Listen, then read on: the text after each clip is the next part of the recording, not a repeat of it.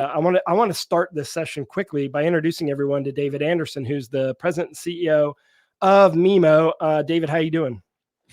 Good. How are you?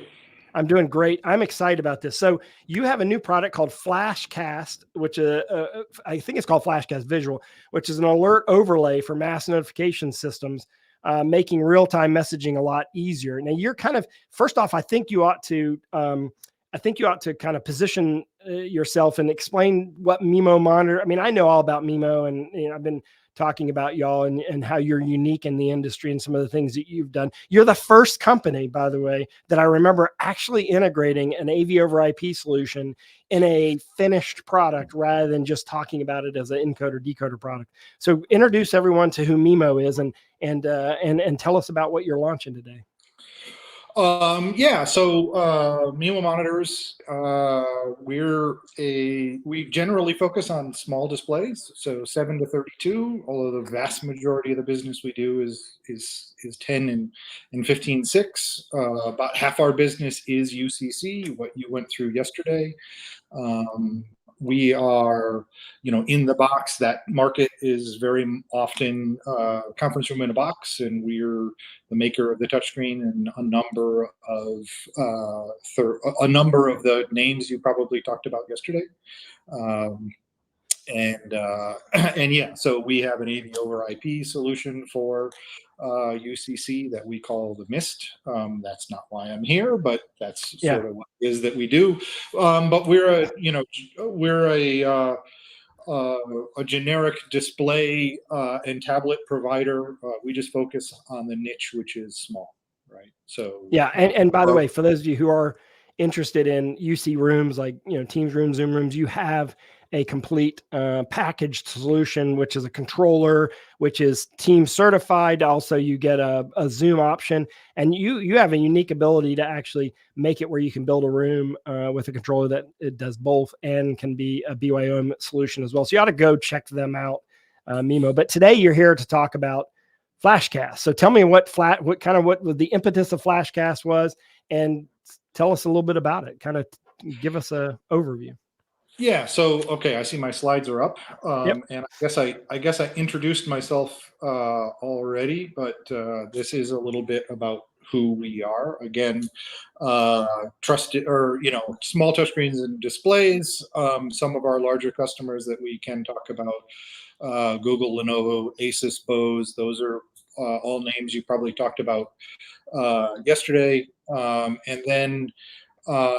We try to always stay at the forefront of technology, which is where FlashCast comes from. So the impetus of FlashCast is basically notifications for being able to get notifications out. And there are systems that do that, or digital signage software which does that. The issue is there is no one standard across all displays. Some systems support it, some systems don't. The way it's supported is different. So if you wanted to get a mass notification out about weather or God forbid, active shooter or things like that. There's no, I always say the big red button. There's no one big red button that you can hit and it goes out everywhere. Yeah. And part of that was a conversation I actually had with a university that will remain nameless. I'm going to protect the innocent here. But he was in the AV department at a large university. And he started counting the number of different digital signage platforms they had within their campus. He got to 20 and he stopped counting. Wow. Yeah. And that is a problem, because what happens is, and just to put this, because as a normal AV integrator that doesn't serve higher education, so that they understand why that is. So generally, most universities have campus AV departments, but then they also have department AV departments. So what happens is you have like a campus AV department, but the medical school has their own AV department. The journalism school has their own, the business school has their own, and athletics has their own, and student services has their own. So you end up having all these different decision makers that aren't collaborating together. And so it's very typical to have a half a dozen or more different digital signage systems. So you're right, getting notifications across campus wide is cumbersome. So you're offering that as an opportunity. And so what we've done here is we created a little piece of hardware sorry if I flip my little page forward here. What we call the FlashCast, the Visual Alert Overlay, game-changing solution, where basically what we're doing, rather than dealing with software and things like that, what we did was we decided to go to standards-based. So what's the standard in AV? It's HDMI, right? So long as your system has an HDMI port, what we built is a little piece of hardware. It's relatively small, there it is, that takes network in and out, so it's connected to the cloud. It takes HDMI in and out. So, and in the normal case, all it's doing is passing what comes in and sends it straight out. It supports HDMI 2.0 or 2.1, so it actually will send an 8K signal straight through it. And 99% of the time, it's doing absolutely nothing. Right. Basically, it's just passing the signal through. It's basically passing the signal through. And from a security perspective, actually, we don't even have access to the pixels that are there. So, if anybody's worried about, anybody hacking into the thing, you wouldn't be able to get any information about what's being passed through it. But then what we do is we can overlay information on top of what it is. And then we've built a whole cloud-based UI such that from one person at their desk, they can put an alert out across their entire campus to different groups, stuff like that. We also integrate with things like Alertis or Alertis and some of these other pieces of software, so we can take in their alert and based on some information automatically push that out. So then Alertis is the big red button. You hit that and it goes out across your entire campus. So basically what you're saying here is that as long as you have HDMI somewhere in the system, you're basically providing the ability to overlay content on top of what's going on. So what I imagine is, as you said, God forbid there's a shooter, but we actually had one on our campus last semester, Joe. So let's, Scott Tyner, who's going to come on here in our next session, they had one in his hometown. So this happens. This is real world, right? So you have an active shooter on campus or suspicion of one. You're able to, because you're just routing HDMI through, you can do it at the end monitor, or you can do it at the head end of a room. It doesn't really matter as long as you route the HDMI through up to 8K resolution. That overlay is going to appear to any display that's connected to that. So if I already have a digital signage network in, all I got to do is insert this on the output of the digital signage media player, between the output of the digital signage media player to the input of the display. But if you have a conference room and you've got that connected up HDMI, do the same thing. Or if you have a classroom, you have a projector in the ceiling, and I've got a matrix switcher going to the projector, all I got to do is put that up in the ceiling where the projector is. And as long as I've got it connected to the network, I'm going to be able to send that overlay to any of those boxes in real time. Yeah, that's correct. It does not matter what the HDMI source is. It's just overlaying pixels on top of HDMI. So really when we get into a demo here shortly, I've got a laptop. You can put it up now. I've got a laptop, and then I've got Google Meet, a Google Meet room. When you put up those two displays that are, I guess I should explain what we have here. So just for the case of the demo, they're up now. You see my two things that are live here. For the case of the demo, what we have is an HDMI source running through our box, coming out of the box, running into an HDMI capture card and into a laptop so that everybody can see. So on the top right, what we're seeing is the output source. So what you're seeing is the output source of two different systems, and the only reason we have two is just so you can see that things are happening simultaneously. And you can also see the little Mimo logo over in the corner. That is actually overlaid, right? Okay. So what you're seeing right there is Google Meet, and then just my laptop, which is sitting over here. You can see my little cursor moving around. And And so it's live as well. So I can just hit the little button here. Whoops. If I hit join, that will start a Google Meet meeting, just to show that things are live. I'm going to hang up on that real quick. But basically not affecting anything that is going on. We're just overlaying over the top of it. And so if I just sort of share my screen here. And do you have a template? Do you have a set of templates for these overlays, or can you lay them out any way you want, or sort of how does that work? So the answer to that is yes, both. Okay. So it is all template based, right? So and I'll show a couple of different things that we've done in templates, but every pixel is programmable on the screen, right? Okay. So you can basically do anything, but it's not traditional digital signage software. Right. You can't. I can't play video. Right. I guess one of the things that we want to be clear here is we intended this to really go everywhere. So we've kept the cost very low. At this point, our MSRP is $129. Wow. So the box with the HDMI loop through, as well as the network in and out, is $125. Yes, that's right. Okay, so you're really trying to go for campus-wide deployment. I think Scott, I see Scott Tyner in our green room. I'm curious. I want to see a thumbs up or thumbs down. What do you think, Scott? Scott runs all of Bates College AV, and he's giving a thumbs up. You're going to see him and meet him in the next session. We're going to interview him. And that's amazing. So what you're trying to say here is we're not a digital science company. We're trying to send this everywhere. We're trying to solve a problem that universities have, or even K through 12 in this case, for $125. And you're able to send an emergency alert. And those could be pre-programmed alerts, right? I mean, you could pre-program like immediately lockdown now or whatever you want to say for any kind of condition. But could you also put up like QR codes and things like that, David?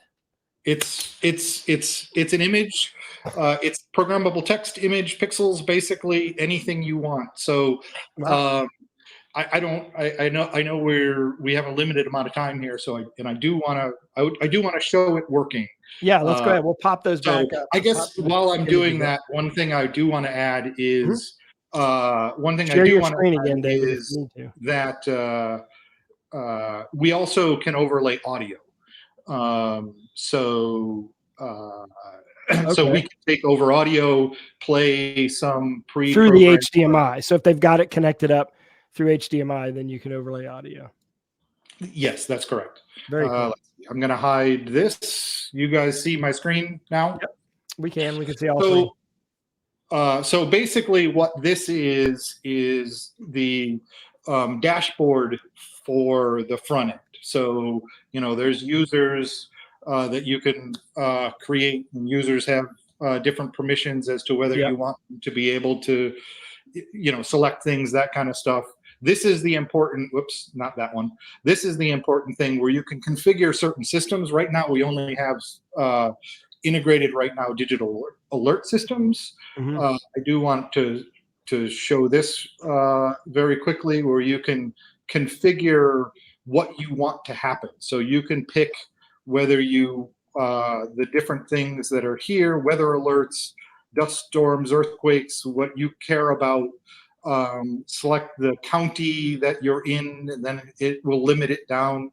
Select what group you want these things sent to. We can talk about that a little bit as well. And then whether you want it to send automatically or whether you need approval. Or in other words, if this thing triggers, it can automatically happen, or it will just go into the dashboard up here as alerts that need approval, and then somebody needs to click yes, I want to post that. So certainly some things like a thunderstorm warning, maybe you don't want that to happen automatically, but an active shooter from a system like Alertus, you don't want to have any intervention. You want that to happen immediately.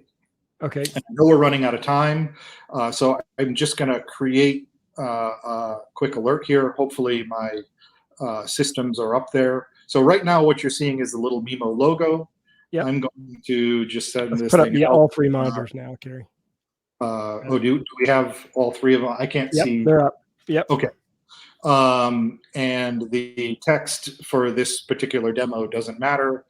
I'm going to send it out to the group of those two devices, and this will spin for a second. And sorry, I'm looking over there. What you see now is, so this is an example of, a high importance alert. And now whatever it was you were doing, you are no longer doing it, right? If you were in a Google Meet meeting or on your laptop, or you're in a classroom or whatever, this is saying there's a tornado, take cover immediately. Again, we can put audio over the top of it to try to get more instruction. You can change the other things. One of the other things we can do is just a simple ticker. So as I click that button, what it'll flip over to is now it might be a little hard to see, but there's a ticker that is running across the screen with whatever the most recent alert was. Yeah, we've got that full screen so we can see it. I have some questions for you. Can you answer some quick questions for our last minute? I have all the time. It's a question of when I run out of time with you. No, can multiple messages be stored for instant recall? You already said yes. In that case, you showed that. Multiple button input. So is the message stored on the local device, or do we need one device for each screen? I think the answer is one device for each screen. However, if you have a matrix switcher, or if you have a distribution amp in the head end, it could send it to multiple screens at the same time, right? You don't have to have one per screen. Yeah, it's an HDMI source, right? So it's gonna, so long as you want the same thing to go out everywhere, it will do that. Obviously, we kind of intended it to be one per screen. But it really depends on the architecture. I mean, $125, that's a great price. Aaron Darnell is asking, are there elegant wipes/fades for bringing the overlay in and out of the frame, or is it just a switch? It's just a switch. I mean, I suppose we can do animation. I can't do video.